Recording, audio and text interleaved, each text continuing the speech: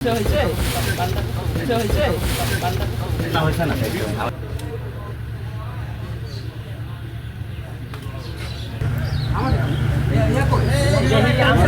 করে আমাদের রাজ্য সরকার, ত্রিপুরা রাজ্য সরকারের পক্ষ থেকে প্রতি বছরই এরকম আমরা এক উপহার স্বরূপ আমরা দিয়ে থাকি আনারস।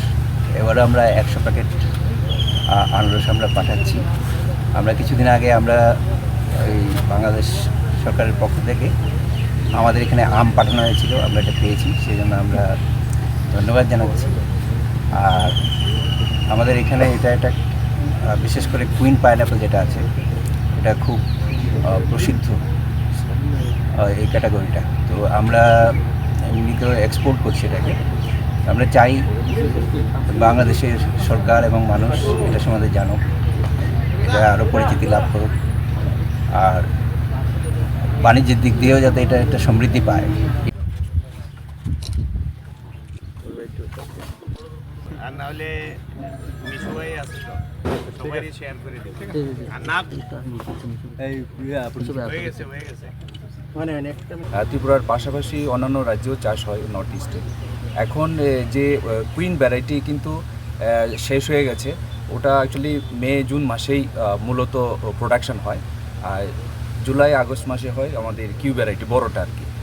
আর খাবারের জন্য টেবিল পারপাসে কুইন ভ্যারাইটিটাই বেশি প্রযোজ্য হয়, কারণ ছোটো সাইজের থাকে, 1 কিলো এভারেজ থাকে, আর আর একটু থাকে, কাটা বেশি থাকে। কিন্তু এমনি কেটে খাওয়ার জন্য ফ্রেশ ওইটাই প্রযোজ্য, মানে বেশি সুস্বাদু, জিআই ট্যাগ করা।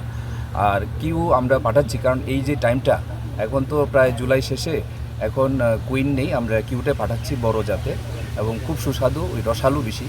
আর এটা বেশি করে প্রসেসিংয়ের জন্য, জুস মেকিংয়ের জন্য বেশি ব্যবহৃত হয়। আর স্বাদের হয়তো এমন কোনো তারতম্য নেই, কিছুটা আছে অবশ্যই, কুইনটা বেশি সুস্বাদু মিষ্টি, কারণ ব্রিক্স বেশি থাকে, আর এটাতেও থাকে অবশ্যই, মানে জাস্ট একটু কম। যাই হোক, আমাদের সেক্রেটারি স্যার বললেন যে আজকের যে উপহারস্বরূপ যে মাননীয় প্রধানমন্ত্রী বাংলাদেশ সরকারের কাছে পাঠানো হচ্ছে, ত্রিপুরা সরকারের মাননীয় মুখ্যমন্ত্রীর তরফ থেকে, এটা সৌজন্যমূলক শুভেচ্ছা উপহার। তো এটাই আমরা 100টা প্যাকেটে প্রতি বাক্সে 6টা করে, মোট 600 পিস, আর ওজনে 780 কিলোর মতো হবে। তো এটা পাঠানো হচ্ছে আর কি। এই মেসেজ নিয়ে যাবে যে দু দেশের জন্য যে আদান প্রদান, শুভেচ্ছা বিনিময়, এটা অবশ্যই দরকার, এবং আগামী দিনে পথ চলাতে এটা অবশ্যই দুই দেশের ব্যাপার। আমরা জাস্ট রাজ্য সরকারের পক্ষ থেকে অ্যাজ পার ডিরেকশন আমরা পাঠাচ্ছি দপ্তরের তরফ থেকে আর কি।